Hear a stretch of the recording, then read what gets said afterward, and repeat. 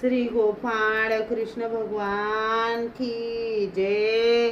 लीळा number 427चा उर्वरित भाग।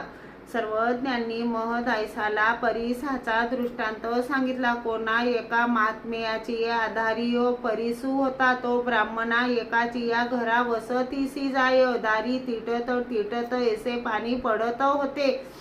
तेने तयाचे वस्त्र आंबट ओले ऐसे झाले होते। घरी चिया ब्राह्मणी ओसरी पिढे घातले, पाय धुतले, तांबिया भरुनी दिदला। तेने संध्या केली तव तो ब्राह्मण आला। डोई वानेराची फेंडी ते ठेविली, तिये सद्रू बडे ऐसे ब्राह्मणे। तेया ते गाय एकी दुबे, तेने गाय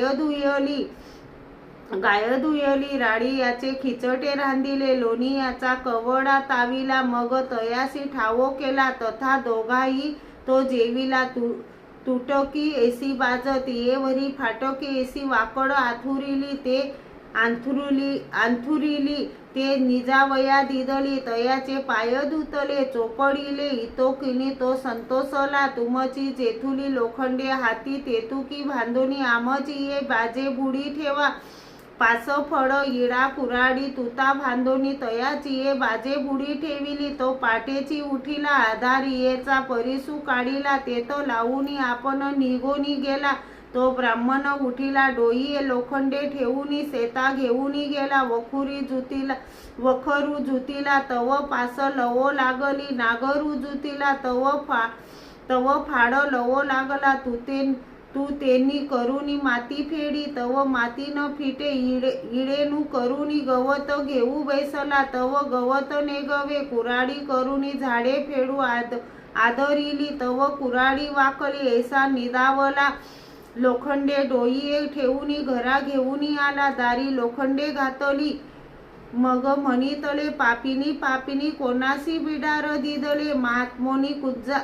महात्मोनी कुंजांतर केले, आजी माझा सोनियाचा दोहाडा वाया गेला। महात्मेनी कुंजांतर केले ऐसे म्हणून ते बाहेरी आले। तव विवडले ऐसे वरील माती फिटली, आतुल सोने झड करीत दिसत आहे। तिया म्हणितले महात्मेनी कुंजांतर केले, की आमुच्या दळिद्राचा मुडी इडा घातला। ऐसे म्हणून ते भितरी घेऊनी गेली।